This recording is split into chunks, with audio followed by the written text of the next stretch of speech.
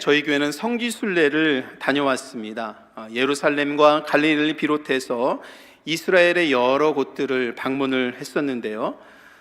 예루살렘 지역은 매우 무더웠던 그런 기억이 있고요. 반면에 갈릴리 지역은 나무가 무성하게 자라서 물이 풍성한 그런 지역이구나라는 것을 대번 알 수 있었습니다. 성경을 읽을 때는 광야라든지 사막이라든지 갈릴리 지역이 풍성한 지역이다라는 것을 잘 이렇게 머릿속에 그려지지 않았는데, 성지순례를 통해서 그곳을 직접 방문해 보니까 예루살렘에는 나무들이 별로 없고, 나무를 자라게 하기 위해서는 지금 다 물을 주는 시스템을 만들어야 나무들이 자랄 수 있는 곳이었고, 갈릴리 지역을 가면 정말 어딜 가든지 푸릇푸릇한 그런 색깔을 볼 수 있었던 것을 보면서 성경의 지형을 머릿속에 이제는 좀 잘 그릴 수 있는 것 같습니다. 예루살렘 사해를 방문했을 때에 그곳에서 저와 함께 방문하신 분들은 팔레스틴 지역의 광야라는 그 지역이 얼마나 햇볕이 따갑고 그리고 무더운 날씨인지를 조금이나마 경험을 했습니다. 그때 가이드가 말을 하기를, 땀을 흘리지 않아도 물을 계속해서 마셔주세요 라고 이렇게 말을 했습니다. 왜냐하면 온도가 굉장히 높은데 매우 건조한 거예요. 그래서 땀은 나지 않지만 계속 탈진하는 현상이 나는 거죠. 그렇기 때문에 땀은 나지 않아도 계속 물을 마셔주어야 탈진하지 않는다라는 안내도 받기도 했습니다. 그래서 그런지 그날 밤에 제가 잠을 자는데 다리가 막 가려워서 다리를 좀 긁었더니 금세 빨갛게 피부가 올라오는 것이었습니다. 너무 건조하기 때문인 것이죠. 그러니까 예루살렘 지역, 그 팔레스틴 지역의 이 광야라는 곳이 얼마나 메마르고 그리고 햇볕이 따갑고, 지금 저희가 방문했을 때는 사람이 살 수 있을 것 같지 않은데 지금도 여전히 사람이 살고 있는 지역이었습니다. 이스라엘은 40년을 이와 같은 광야에서 살았습니다. 저희들이 생각하기엔 도저히 살 수 없는 지역이지만 그들이 40년을 그곳에서 2세대를 거쳐서 살았던 것을 볼 때에 전적인 하나님의 은혜가 있었구나라는 것을 그곳에서 가서 보니까 느낄 수 있었습니다. 모든 동식물에게는 여러분, 물은 필수입니다. 우리들에게 물이 얼마나 중요하냐면 인간 몸의 3분의 2, 50%에서 60% 정도가 물로 이루어져 있다고 합니다. 물이 없으면 죽게 되는 거죠. 그래서 앞으로는 깨끗한 물을 얻기가 어려워지기 때문에 지구 환경이 그렇게 많이 변했다라는 것이죠. 그렇기 때문에 인류에서 일어날 일들 중에서 하나가 물 전쟁이 일어날 것이다 라고 예측하는 사람들도 있습니다. 이처럼 인류에게 물은 절대적인 그런 중요한 요소 중에 하나입니다.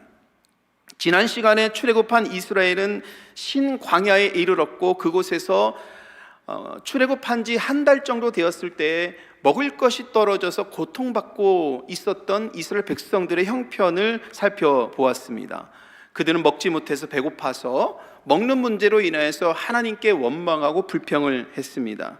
그런데 오늘은 물 때문에 발생한 불신앙에 대한 그런 문제들을 오늘 이 말씀 속에서 우리는 접하게 됩니다.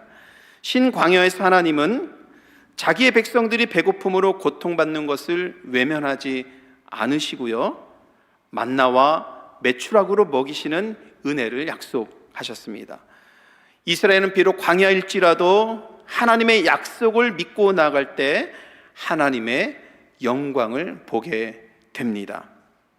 이스라엘이 광야에서 어려움을 경험하기도 했지만 사실은 광야라는 곳에서 이스라엘은 하나님을 만났습니다.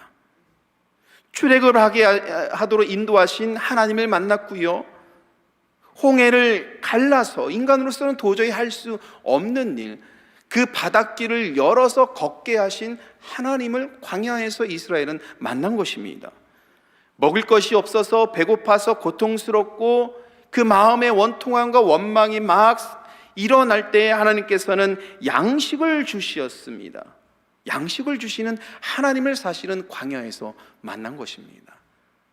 어떻게 보면 이스라엘 백성들에게 광야라는 곳은 힘들고 고통스럽고 이렇게 어려움의 그런 공간이기도 하지만 사실은 그곳에서 하나님께서는 이스라엘 백성들을 만나 주신 곳입니다. 그들은 광야에서 하나님을 의지해야 살 수 있음을 배우고 알았습니다. 이렇게 이스라엘은 하나님의 인도함을 받는 민족입니다. 이제 오늘 본문의 말씀에 의하면 이스라엘은 하나님의 명령대로 행진하게 됩니다. 광야 땅을 행진합니다. 성경에 나와 있는 인구 60만 명, 그리고 성경에 기록되지 않은 여성과 어린아이와 노약자들까지 합하면 학자들은 대부분 200만 명이라고 추측을 합니다. 200만 명이 하나님의 명령에 의해서 일사불란하게 광야에서 행진하는 것입니다. 여러분 놀랍지 않습니까? 저는 다른 게 기적이 아니라고 생각을 해요. 이 60만 명, 200만 명이 광야에서 일사불란하게 행진한다는 그 자체가 기적이라는 것이죠. 여러분 하나님의 기적은 여러분들의 일상 속에 담겨 있음을 여러분 믿으시길 바랍니다.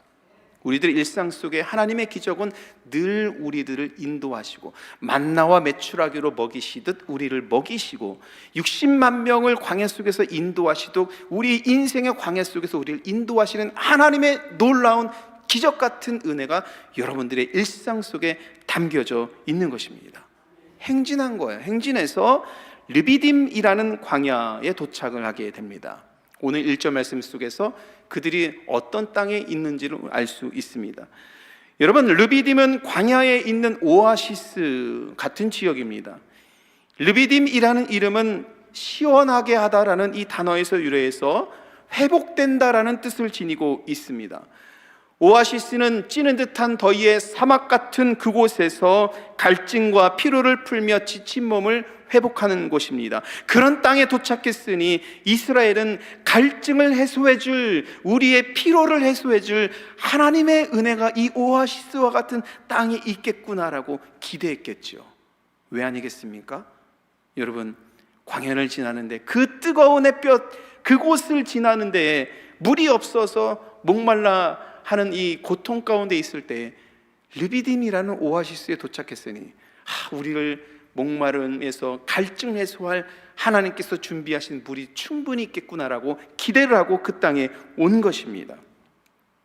그러나 막상 이 르비딤에 도착을 하니 물이 없었습니다. 그래서 이런 상황을 1절에서 이렇게 설명을 하고 있어요. 르비딤에 장막을 쳤으나, 장막을 쳤다는 것은 무엇입니까? 행진하다가 그곳에서 이렇게 정착을 했다는 의미죠. 백성이 마실 물이 없는지라. 여러분 광야에서 마실 물이 없다니요, 얼마나 당황스러울까요? 그죠? 그리고 하나님께서 가라가 하신 그 명령대로 갔으니 당연히 하나님께서 예비하신 물이 있을 줄 알았는데 백성들은 매우 당황했습니다. 하나님의 명령에 따라서 도착한 곳에 물이 없으니 원망이 백성들 입에서 다시 나오기 시작합니다. 여러분 이 말씀 어떻게 생각하십니까? 하나님의 명령에 따라서 행진했음에도 불구하고 물이 없는 상황, 여러분은 어떻게 생각하십니까?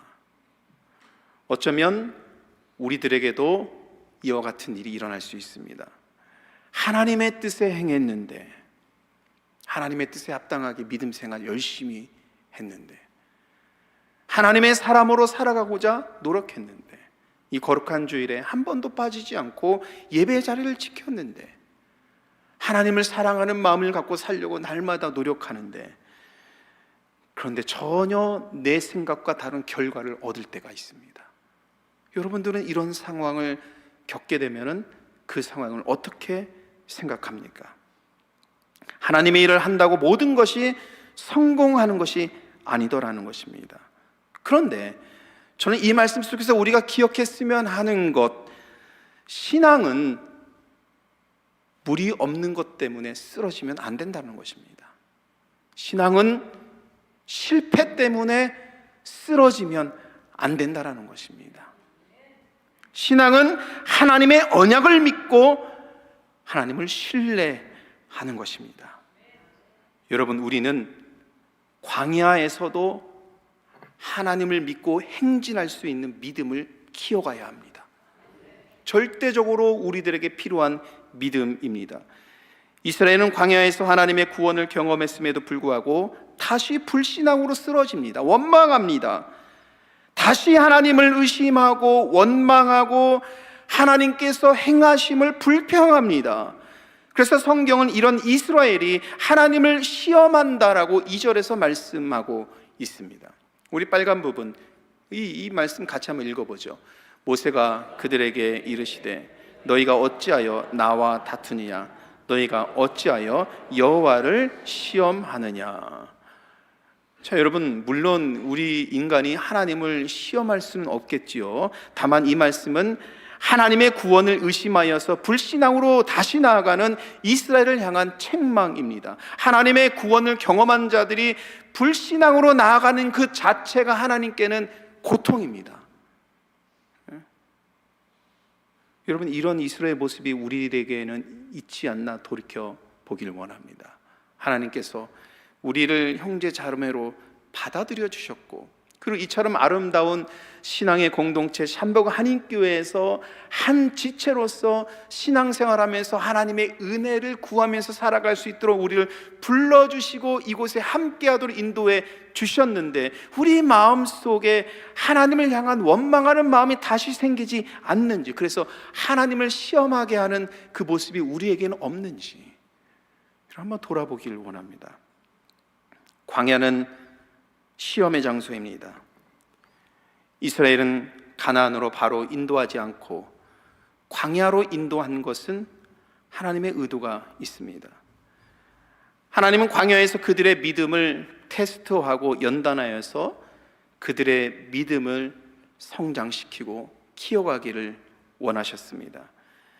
인간이 하나님을 테스트하는 것이 아니라 실상은 하나님께서 이스라엘을 테스트하는 곳이 광야입니다. 그래서 16장, 지난주에 함께 살펴본 그 말씀 속에서 배고픔 때문에 하나님을 바라보지 못했던 그들에게 하나님께서 하늘의 양식을 주신다라고 말씀하는 말씀이 4절에 나오는데요, 지난주에 언급을 못했습니다만 그 말씀 속에 이런 말씀이 있습니다. 그들이 내 율법을 준행하나 아니하나 내가 시험하리라.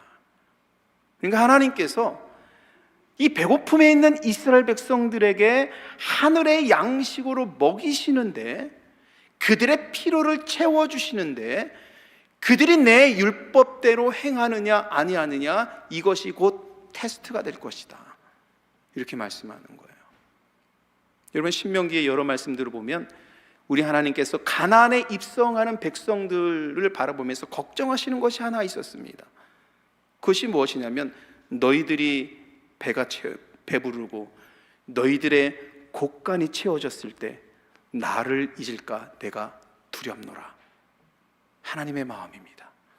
하나님은요, 언제나 자기의 백성들이 비록 광야 같은 삶에서 목이 마르고 배고픔이 있는, 정말 우리 생존의 문제가 걸려있는 이 상황 속에서도 하나님께서는 자기의 사랑하는 백성이 하나님 자신을 믿고 하나님께서 해결해 주시는 그 인생의 길을, 그 길을 걸어가기를 원하시는 분이 하나님이십니다.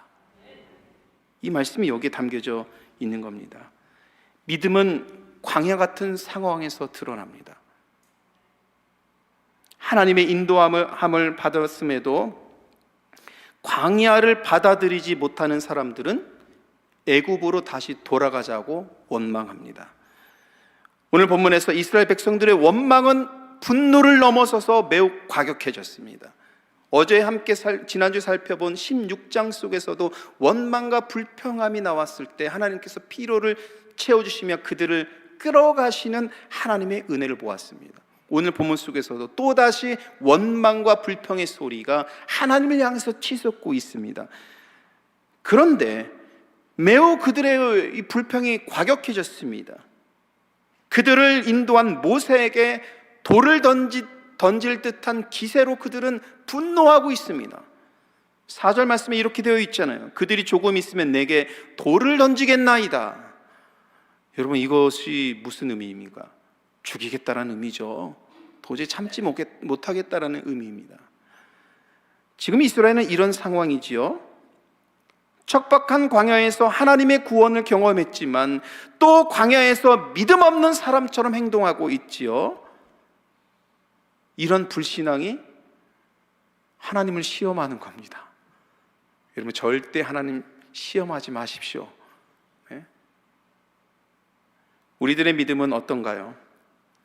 저는 우리들이 일관성 있게 하나님을 함께 믿으며 나아갔으면 좋겠습니다. 여러분들이 어려움을 겪을 때에도 하나님을 향한 그 마음이 변함이 없기를 바라겠고요. 특별히 어려움과 힘겨운 일들이 찾아올지라도 이스라엘 백성이 광야 속에서 하나님의 구원을 경험했던 것처럼 여러분들을 구원하시고 여러분을 인도하셨던 하나님을 기억함으로 인하여서 우리들의 그 불신앙의 마음을 잠재우고 하나님을 바라볼 수 있는 영적인 눈이 다시 열리기를 여러분 함께 기도하기를 원합니다. 이렇게 우리는 함께 신앙생활 하는 거고요. 광야에서 목이 타들어가는 목마름 때문에 고통스럽더라도 문제의 해결을 하나님께 간구할 수 있는 믿음을 지니기를 주님의 이름으로 축복합니다. 그래서 여러분, 저는 흔들림 없이 일관성 있게 믿음 생활하면 좋겠다라는 그 말씀이 오늘 이 말씀을 읽으면서 떠올랐습니다. 지난주에 이복교 모임에 참석을 해서 목사님들을 만나서 목사님들과 나눈 대화 속에서 참 흥미롭고 재미있는 이야기 한 가지를 들었습니다. 한 목사님이 섬기시는 교회는 교회력에 따라서 이 뒤에 강단의 이 장식이 이렇게 바뀌나 봅니다. 그러니까 지금은 성령 강림절을 보내니까 이 뒤에 이 배경이 성령 강림절에 맞게 이렇게 바뀌고, 그리고 대림절, 대강절, 성탄절 절기죠. 그렇게 오면 또 성탄절 절기에 맞게 강단이 좀 바뀌고 그렇게 되나 봅니다. 그런데 이 강단의 이 장식들이 너무 오래돼 가지고 젊은 사람들이 좀 이거 좀 싹 치우고, 요즘에 이제 강단의 스타일이 그렇잖아요. 뒤에 많은 것을 놓지 않고 단색으로 딱 처리한다든지, 조금 규모 있는 교회들은 LED 화면으로 뒷배경을 다 이렇게 한다든지 깔끔하게 하는 것이 요즘 교회 추세인데, 거기 보면 뭐 제가 한번 예배당에 봤더니 십자가도 있고 천도 내려져 있고 여러 가지로 이렇게 상징이 될 수 있는 것으로 장식이 되어 있었습니다. 그런데 목사님이 선뜻 결정하지 못하는 이유가 있었습니다. 왜냐하면 그 강단의 장식이 2대째 내려오는 손길로 강단의 장식이 되어져 있는 겁니다. 제가 그 얘기 듣고 깜짝 놀랐습니다. 그 부모님 가정들이 교회 강단을 해야겠다라고 하면서 정말 본인들의 손으로 손수 만들어서 또 구입해서 그것을 또 이 교회력에 맞게 강단을 꾸미고 했었는데, 이제 그 부모님이 돌아가신 후에 그 딸이 그 교회를 다니는 거예요.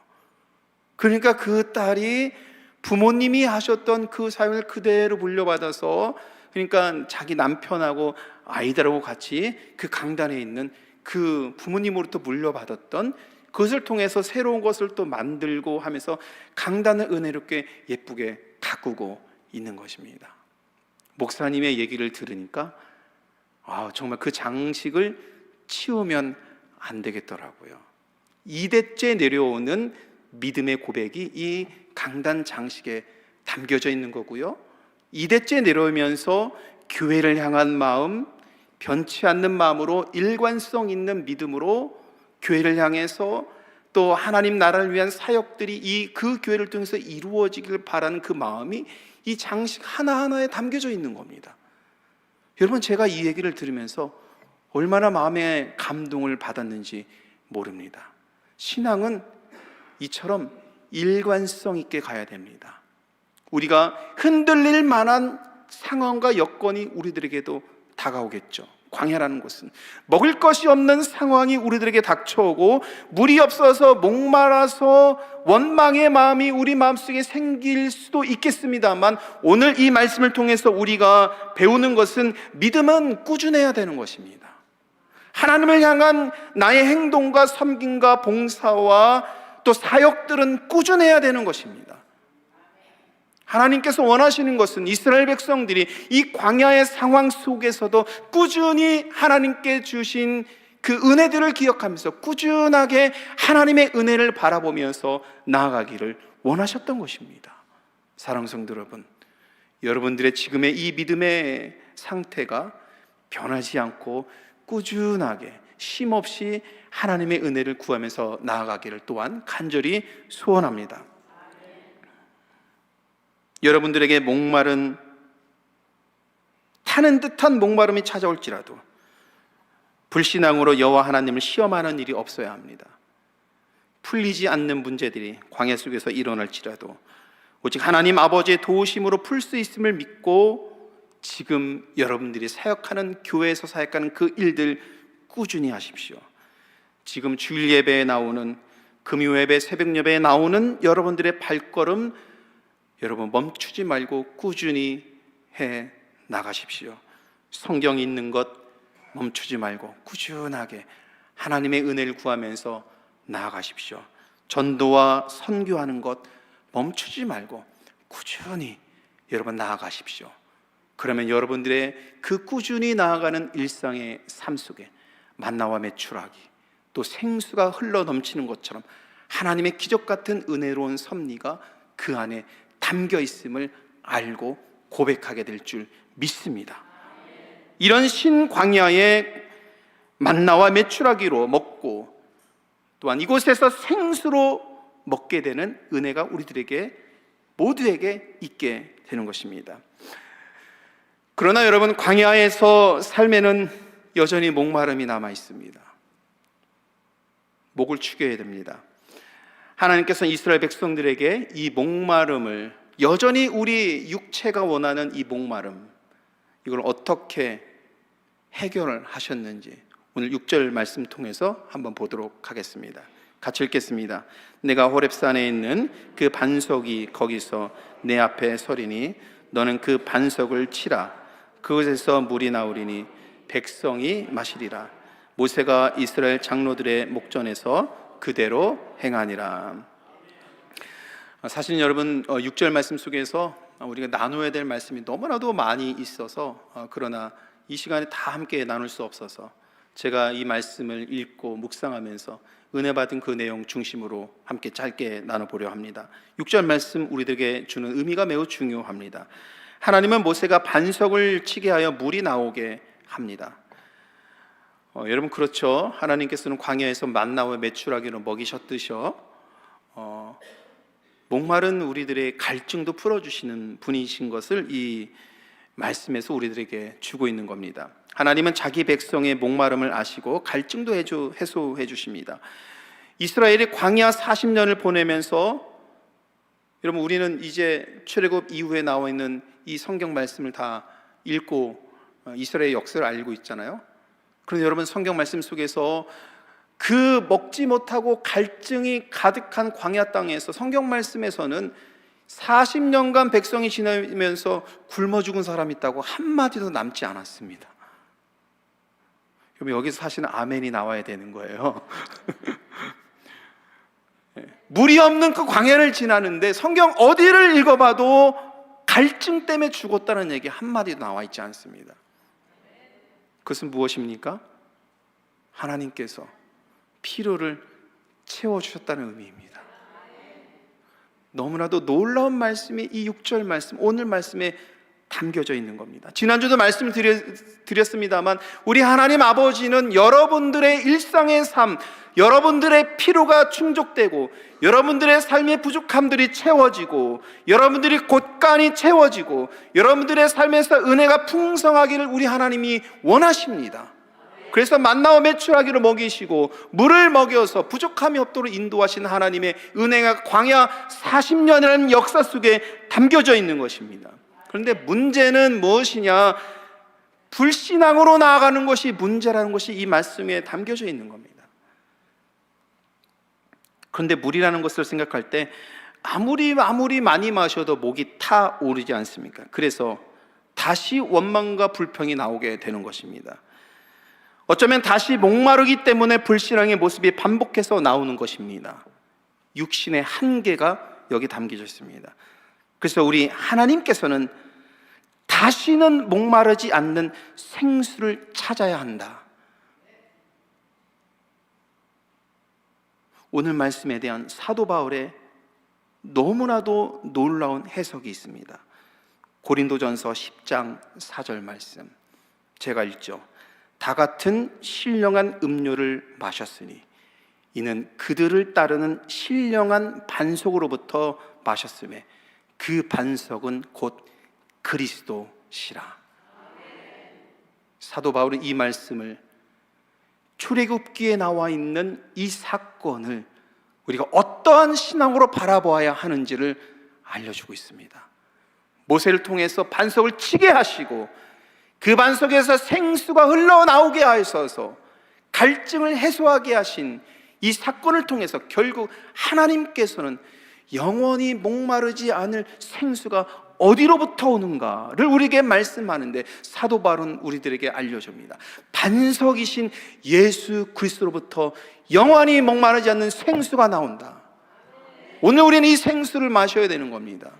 우리 예수님께서 십자가에 피 흘려 죽으심으로 인하여서 자기는 죽고 우리들에게 영원한 생명의 생수를 퍼부어 주신 이 생명수를 마셔야 우리는 다시는 목마르지 않는 은혜의 삶, 다시는 목마르지 않기 때문에 불신앙의 삶으로 나아가지 않는 이 믿음의 삶으로 우리는 나아갈 수 있는 것입니다. 그래서 주님께서 이 구약에 나와 있는 이 모든 말씀을 보면서 요한복음 7장 말씀 속에서 우리들에게 이렇게 초청하시죠. 같이 읽도록 하겠습니다. 누구든지 목마르거든 내게로 와서 마시라. 나를 믿는 자는 성경의 이름과 같이 그 배에서 생수의 강이 흘러나오라. 아멘. 여러분, 우리의 목마른 영혼의 갈증은 오직 예수 그리스도를 통해서 해소가 됩니다. 예수님은 온갖 고통을 겪고 피 흘림으로 우리에게 생명수를 쏟아주셨습니다. 예수 그리스도를 믿고 그를 통해 주시는 하나님 아버지의 은혜의 생수를 받는 것이 우리가 해야 할 일입니다. 사랑하는 성도 여러분, 이스라엘처럼 광야라는 환경 때문에 하나님을 멀리했던 때는 없었습니까? 광야의 그 목마름 때문에 구원하신 하나님의 손길을 잊은 적은 없습니까? 이제 하나님 아버지께서 영원히 목마르지 않는 예수 그리스도로부터 오는 생명수를 마시라고 말씀합니다. 우리 모두가 이 믿음으로 회복되어서 나아가야 합니다. 그래서 하나님께서 우리의 필요를 채워주셔서 먹이시고 채우시고 도우시고 아픈 자들을 치료해 주시고 상처받은 영혼을 위로해 주시고 안 되는 일도 되도록 길을 열어주시는 하나님의 은혜의 손길을 계속해서 경험하면서 나아가길 간절히 소원합니다. 오늘 주신 말씀으로 한 주간 승리하는